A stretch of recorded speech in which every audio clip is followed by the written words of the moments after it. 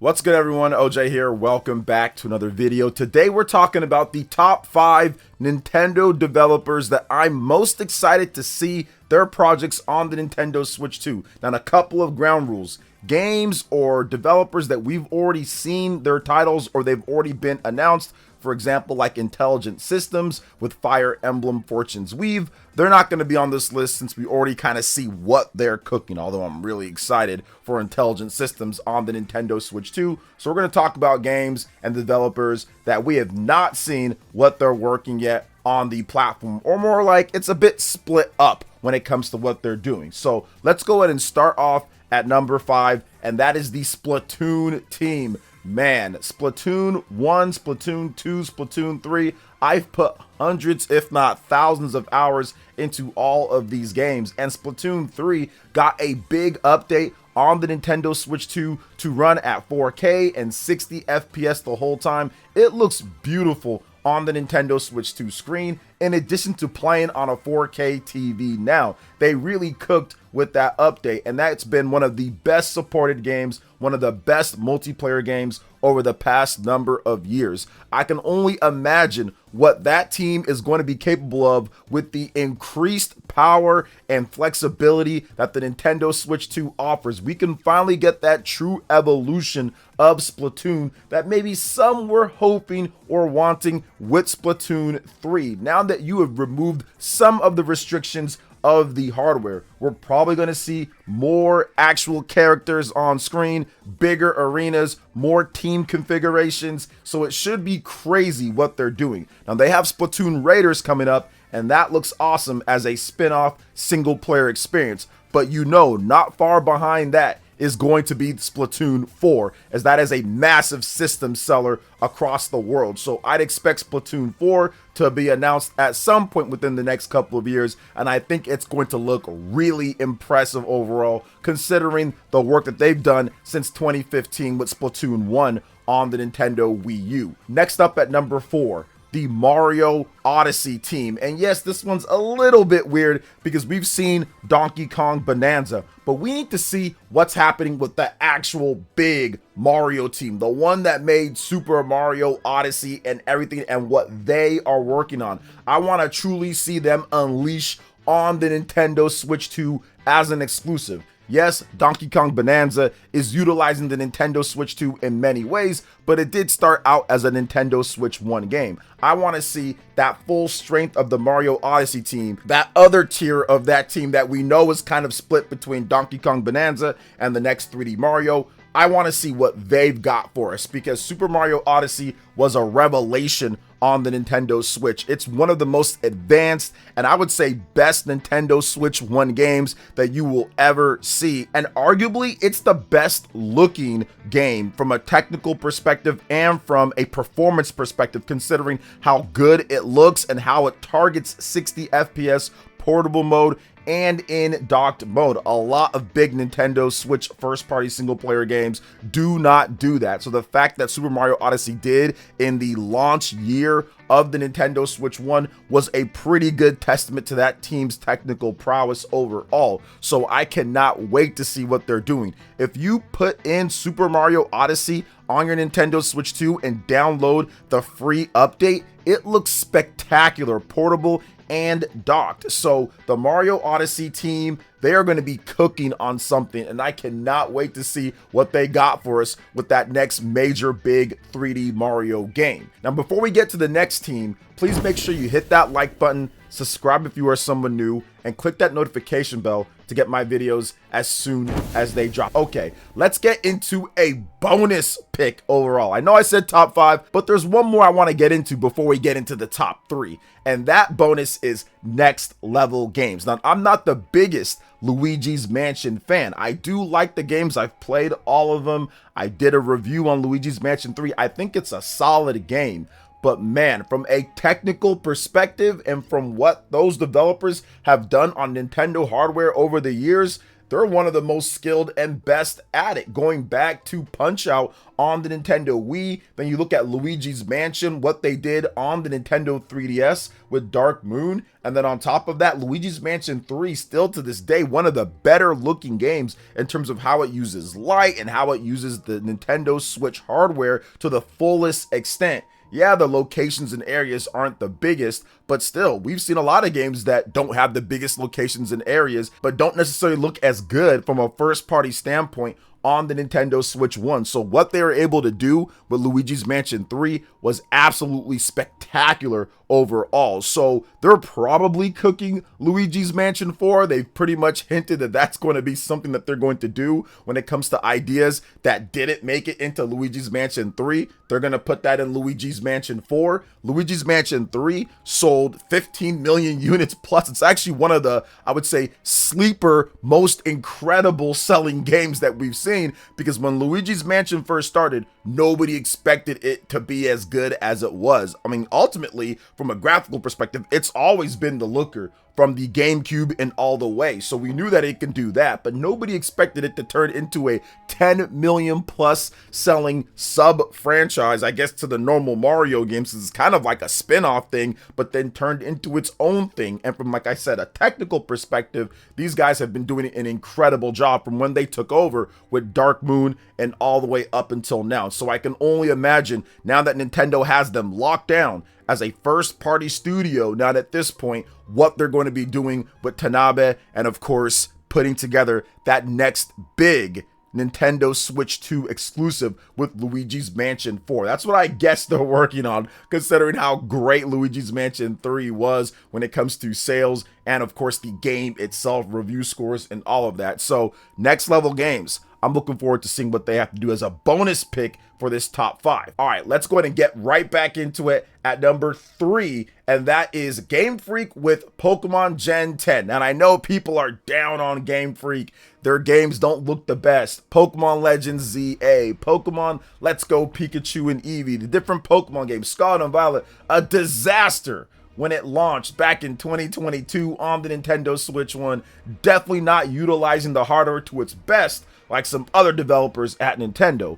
But with Gen 10 Pokemon probably going to be announced within the next, I would say, 5-6 months. Pokemon Days coming up here early 2026. And the big leaks that we saw, I can't show you guys, but trust me, the big leaks that we saw with Pokemon Gen 10, Wind and Waves, or Wave and Wind, or whatever they're going to be calling it, and the next Pokemon Engine X, where they showed off some new footage of a demo, or more of like an engine they're working on with the next game, that has me thinking Pokemon can finally cook here, because they've got the actual gameplay down. Pokemon Legends ZA, I put 60 plus hours into that, pretty much beaten most of the content in the game, even post-game stuff. I'm looking forward to the DLC later, and that game was very fun. It just has the flat textures and the walls and stuff, but combat-wise and gameplay-wise, Pokemon games are incredible. So if they can get together when it comes to the graphics and just get it up to a level that would look decent enough to what the Switch 1 can do, but with the flexibility and combat options that Pokemon offers, Gen 10 Pokemon could be absolutely incredible overall. It could really bring some new life and people saying, okay, I'll finally give it the legitimate shot, because it's not so held back, considering how much money and considering how much talent that Game Freak does have in terms of creating their Pokemon and creating their systems and the mechanics and all of that type of stuff. If they can bring that technical level up to it, I think it's going to be really cool to see what they cook and what they do on the Nintendo Switch 2 platform. So I'm looking forward to that new Pokemon engine. I think that there's going to be something interesting here overall based off of the leaks, and I cannot wait to see what they show off, because that Pokemon game is set for 2026. Probably by the end of the year. November seems likely, with the Pokemon Day reveal early in 2026. So Pokemon Gen 10, Game Freak, let's see what they can do overall. And at least, at the bare minimum, we know with the Switch 2, they're able to finally hit that 60 FPS at launch with the game on a Nintendo console when it comes to home devices or their home consoles or whatever you want to call it. They're able to do that with the mainline game. So that's definitely encouraging. And then with the Switch 2, you've got a lot more power. You got a lot more time to work with. I think we can see something interesting here. All right, next up at number 2, it's the Legend of Zelda Team. You know Mr. Aonuma is super cooking, like straight up Kirby cooking. He is doing his best to see what they can get done with the next Legend of Zelda game. Now, I personally feel that the next Legend of Zelda game isn't as far off as some people might think. Shout outs to the fantastic channel Nintendo Forecast. They do a great job. Make sure you guys go subscribe to them if you want accurate Nintendo Switch sales news and more. This guy does a lot of research. He's great. He deserves way more subs. So I'll have a link to his channel in the description. You guys go check out his channel.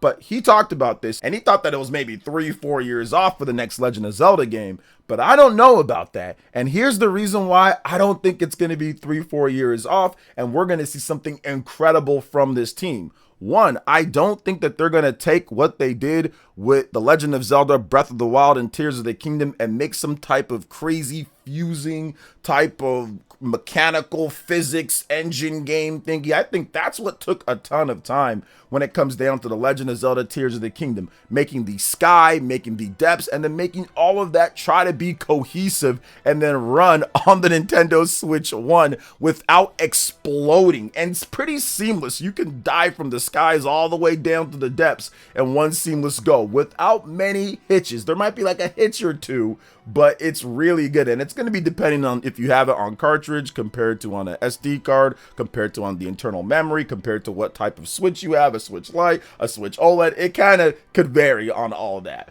But I think with the Nintendo Switch 2, they're going to hone in and they're going to focus and take the best elements of what they've done with previous Zelda games and some of the elements with the new Zelda games and create a smaller from a land perspective Zelda, but that's more in-depth with stuff to do. So the game isn't going to take 6 years to make. They're going to focus on other things. They're not going to focus on all of that. So I think personally, since they pretty much finished The Legend of Zelda Tears of the Kingdom in 2022, I think that they got working on something later that year in 2022, and they've been working on that. So I think the next game is maybe 4 or 5 years out from that point. So if you look at it, 2022, add 5 years on top of that, 2027. So maybe we get a reveal for the next Legend of Zelda game in 2026 or 2027, and it launches in 2027. So I don't think it's as far off because I don't think that they're going to do the crazy things in terms of land size and all of that The Legend of Zelda Breath of the Wild and Tears of the Kingdom did.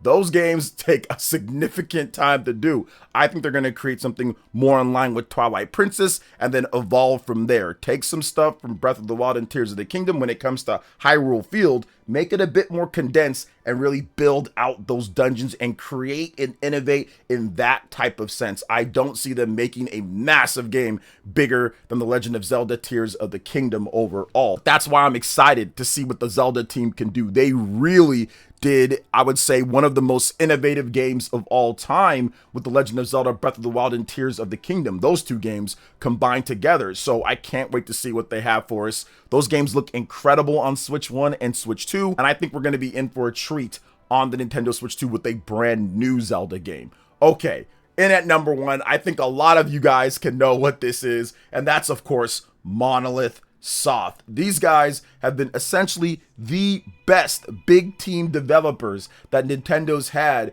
since the Nintendo Wii. They've always had a game that you say, wow, that's on that system. They've been able to do something no other developer could do on the platform, starting from Xenoblade Chronicles on the Wii, Xenoblade Chronicles X on the Wii U, Xenoblade Chronicles 2, Xenoblade Chronicles 3 on the Nintendo Switch 1. They were spectacular on the platform. Yes, some rough spots here and there with Xenoblade Chronicles Definitive Edition, Xenoblade Chronicles 2 and how it ran, but Xenoblade Chronicles 3 took all of their know-how, all of their technical expertise, put it together and created an RPG, honestly, that's unlike anything else on the platform in terms of how it looks, runs, and scope and scale. The amount of characters on screen, the amount of stuff, just the visual I would say, spectacle that Xenoblade Chronicles 3 is, shows that they have a level of mastery of Nintendo hardware that's just as good, if not better, than a lot of Nintendo's core developers that were there before Monolith Soft got there as an outside studio that Nintendo has now fully purchased as a first-party development team. And of course, Monolith Soft, you guys know, they help out with Splatoon, they help out with Animal Crossing, they help out with The Legend of Zelda. They're a very valuable team to Nintendo. So what they've been able to do with Monolith Soft and their games, I'm super excited. From a gameplay perspective, Monolith Soft creates some of the most unique experiences out there. From a technical graphics perspective, they're one of the best as well. Their art teams are absolutely phenomenal. So when you put together all of that and what they could do now that they have kind of the shackles off when it comes to hardware, because this would be by far the most impressive piece of hardware that they're working on. I used to see so many people say, what if they're able to work on something like a PlayStation 4 back when Xenoblade Chronicles 3 came out and all that? And I'm thinking to myself, well, they're going to be doing that and then some, considering that the Nintendo Switch 2 is more capable and more modern with its DLSS over the PlayStation 4. So just like the Zelda team, if you look at Xenoblade Chronicles 3, that game was essentially done in 2021. A lot of leaks happened there, and they also pushed the release date up. It was supposed to release later in 2022. They switched it with Splatoon 3, and it released earlier than expected in 2022. So I think they've pretty much been done with that since 2021 or so. And we know that they've been recruiting for their next major RPG for years at this point. So I can see the next Monolith Soft game also getting some type of reveal or information or leaks or something like that coming up here in the next year or so. They like to show off the Monolith Soft games early. Monolith Soft doesn't make it too far into the generation without them showing something. So I do expect sometime within the near future, like I said, not like 3-4 years from now, but before then, that we do see Monolith Soft's next game and it absolutely blows us away. So what do you guys think about this when it comes to the top 5 developers I'm most excited to see on the Nintendo Switch 2 from a Nintendo first party standpoint? Let me know in the comment section below. All right, guys, that wraps it up for this video here. Thank you so much for watching. I do appreciate it. Please make sure you hit that like button, subscribe if you're someone new, click that notification bell, and check out my other Nintendo Switch 2 RPG content and more right here on screen. Thanks for watching, and we'll catch you guys for the next one. Peace.